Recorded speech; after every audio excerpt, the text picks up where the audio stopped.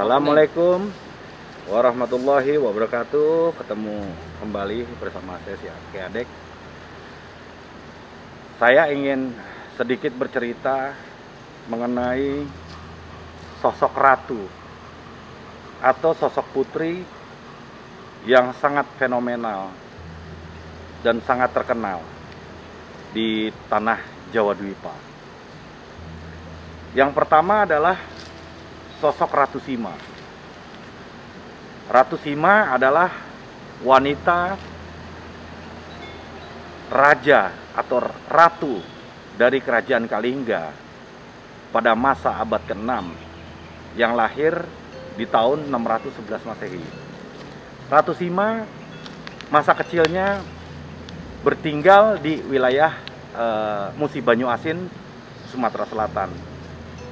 Walaupun dia berdarah Sumatera dan suaminya yang seorang raja juga berdarah Sumatera, tapi dia bisa menjadi seorang raja di wilayah pantai utara Jawa. Tepatnya dari wilayah Brebes sampai ke Jepara. Dia menguasai wilayah utara itu di abad ke-6.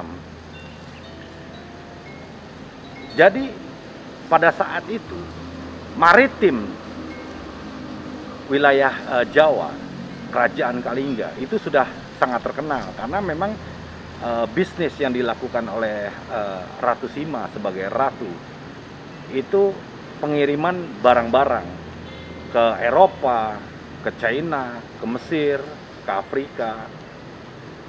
Akan tetapi Ratu Sima adalah juga sebagai simbol ibu. Kenapa sebagai simbol ibu? Karena Ratu Sima adalah cicit dari Raden Sanjaya yang dikenal dengan Wangsa Sanjaya, yang notabene adalah Raja Galuh yang pertama, yang kemudian menjadi seorang raja di Mataram kuno. Jadi Ratu Sima ini walaupun kelahiran dari Musi Banyu Asin, dia adalah seorang ibunda bagi raja-raja di tanah Jawa. Dan Ratu Sima juga sosok wanita keturunan dari Ibrahim alaihissalam, termasuk Aki Tirem yang di abad 131 Masehi di wilayah Pandeglang. Jadi Ratu Sima ini juga sangat pintar berkomunikasi dengan kaisar-kaisar di luar Nusantara, seperti kaisar dari Tiongkok zaman dinasti Tang, yang sama sekali tidak mau atau tidak pernah menyerang kerajaan Kalingga, yang sebelumnya Tarumanegara yang kita tahu pernah diacak-acak oleh pasukan Tiongkok melalui base-nya, pangkalan militernya yang dibilang Sriwijaya itu. Kekuasaan Kalingga memang tidak begitu terkenal dan tidak begitu dikenal, tapi beliau adalah sosok Bunda Ratu yang sangat berpengaruh karena menitiskan para raja-raja Jawa. Makanya saya sebut beliaulah salah satu ratu yang sangat berpengaruh di tanah Nusantara. Yang kedua adalah Tribuana Tunggadewi, seorang ratu dari kerajaan Majapahit. Kenapa saya sebut Tribuana Tunggadewi? Tidak yang lainnya. Sedangkan saat itu ada yang namanya Gayatri. Tribuana Tunggadewi itu adalah sebuah gelar yang kalau diartikan adalah ratu dari 3 dunia atau ratu dari 3 alam. Alam manusia, alam jin, dan alam malaikat. Begitu besarnya nama itu yang bisa mempengaruhi dan kehidupannya, dan juga beliau sempat terkenal karena menjadi sosok ratu yang sangat adil di zaman kerajaan Majapahit. Walaupun beliau nggak lama memerintah di kerajaan Majapahit, karena beliau hanya seorang wanita biasa, tetapi dalam babat cerita Majapahit, beliau tidak terlalu banyak diceritakan. Tapi dari perjalanan Rogo Sukmo saya itu sangat luar biasa. Apa yang beliau lakukan? Beliau melarang para punggawa dan senopatinya untuk nikah lebih dari 2 istri. Siapa yang melanggar, potong lehernya atau dihukum mati. Itulah yang diterapkan oleh Tribuana Tunggadewi.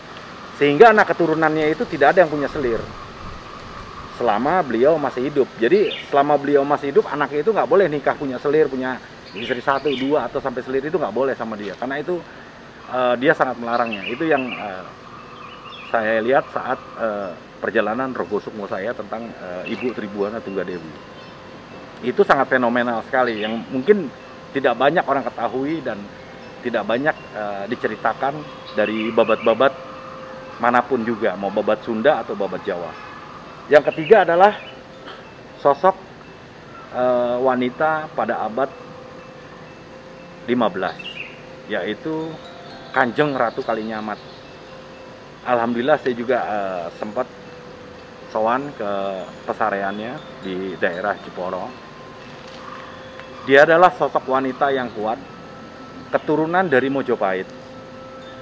Walaupun dia seorang wanita, tapi dia memiliki armada tempur yang sangat terkenal di zamannya.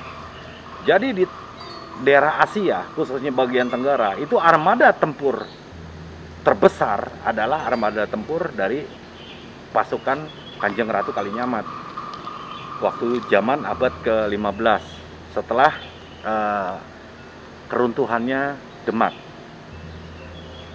Karena banyak yang ingin merebut kekuasaannya dari tangan dia, sampai suaminya mati terbunuh. Dan disitulah, walaupun sehebat-hebatnya seorang panglima wanita, begitu melihat suaminya terbunuh, dia tetap hancur juga. Akhirnya dia bertapa di sebuah pulau terpencil, dan dia berjanji atau nazar dia tidak akan menyelesaikan tapaknya kecuali yang membunuh suaminya meninggal juga. Sosok Kanjeng Ratu Kalinyamat, kenapa juga saya suka dari cerita-cerita beliau, di samping beliau adalah seorang panglima armada laut yang sangat luar biasa. Beliau adalah seorang ibu rumah tangga yang tetap taat sama suaminya, walaupun kaya di zamannya. Dia tetap memiliki tidak memiliki pembantu. Maksud saya dia tidak memiliki pembantu pribadi yang mengurusi keperluannya. Semua keperluan dia lakukan sendiri, seperti bersih-bersih kamar, nyuci baju suaminya, itu dia tidak pakai pembantu walaupun dia seorang ratu. Saking berbaktinya, karena memang dia adalah seorang muslim yang taat, dia melakukan hal itu sendiri. Karena itu adalah menurut dia adalah sebuah nilai ibadah. Jadi itu patut dicontoh. Walaupun kalian seorang wanita yang kaya, berkarir hebat, tetap bisa menghormati sang suami dan tidak perlu nyuruh pembantu untuk melakukan hal ini itu. Kalau memang kebutuhan suami bikin kopi atau bikin minum atau nyuci baju, nyuci dalaman suami, itu dilakukan sendiri. Walaupun suaminya itu bukan dari keturunan Jawa, suaminya itu orang Tionghoa yang masuk Islam. Jadi Ratu Kalinyamat ini tetap melakukan hal-hal pribadi sendiri. Itu yang saya sangat kagumi. Jadi dari sekian banyak para ratu-ratu yang memegang kekuasaan di tanah Jawa, yang pertama adalah Ratu Sima, terus Ibunda Tribuana Tunggadewi, dan Kanjeng Ratu Kalinyamat. Itu tiga itu sosok yang menurut saya sangat luar biasa, karena memang saya lihat sendiri fenomenalnya sangat luar biasa sekali. Terima kasih udah nonton. Semoga bermanfaat cerita-cerita saya yang memang nggak ada di babatnya. Kalau mau saran atau mau kritik, monggo tulis di kolom komentar. Salam dari saya Ki Adek. Assalamualaikum warahmatullahi wabarakatuh. Keep your rights on the stars and the feet on the ground. pemutih. Noto lihat penora kualat, noto rasa penora ciloko, noto po